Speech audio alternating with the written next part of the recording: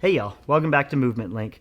So you'll see that sign a ton when you walk into CrossFit gyms. It's not in every gym, obviously. We don't even have it up, but you hear it a lot. Is you got to leave your ego at the door, and this is extremely important advice. So let's talk about why it's so important. So typically, what we're seeing is when we write RX numbers up on the board, either weights or we say 100 push-ups or 100 pull-ups.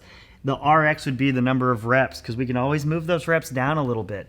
So what happens is people's egos get in the way, and they want to be the person who can do RX. They want to be that person so badly that they let their ego get in the way. So pacing strategy and how we learn how to use our body and scaling things in the right way to make us maximally better should be the priority. So couple things. If we are going too heavy or doing too many reps, we have a minimal effective volume. We have a maximal recoverable volume. We need to stay within these. And not only do we need to stay within these, usually a good periodized program is going to start you somewhere in this minimal range where we're doing enough reps to elicit adaptations from the workouts, and then keep you, as we go through the program, we're going to keep you under the maximal recoverable volume. So let's just use maximal recoverable volume for a second as the example.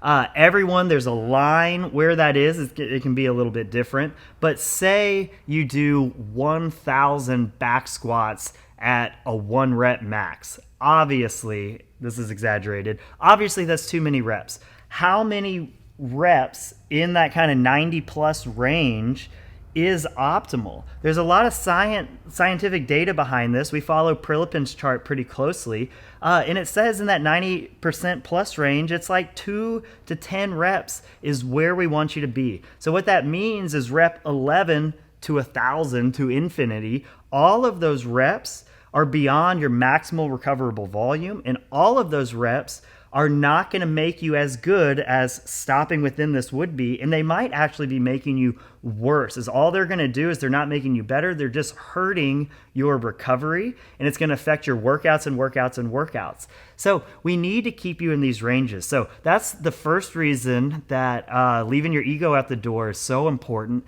is because when we start thinking that we're these types of people, and we're not yet, then that means we're going outside of our maximal recoverable volume a lot, and it's actually a detriment to you finally becoming one of these types of people. The other thing is what we're trying to do in the gym is we're trying to train and we're trying to get your body to be more usable and more functional. And part of that is you understanding what your body is capable of so we can take that out into the real world and you can do things.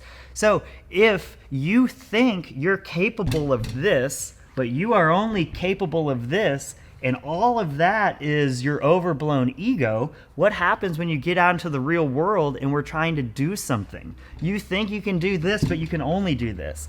But so not only will, if we know and accept what level we're currently on and be patient with the process, not only are we going to get there faster because we're going to work in the ranges of the program you're following so much better, but this is what we need to know. We need to understand where we fit. So when we're doing real world things, we actually have a good perspective on what we're capable of and how many reps and how hard we can go for this amount of time doing this and doing that. So don't get caught up in RX. Keep your ego in check, because keeping your ego in check is not only going to teach you about what you're capable of, which is the whole reason we're in here, but it's going to actually make you get better and better and better so much faster. Hope that helps. Talk to y'all soon.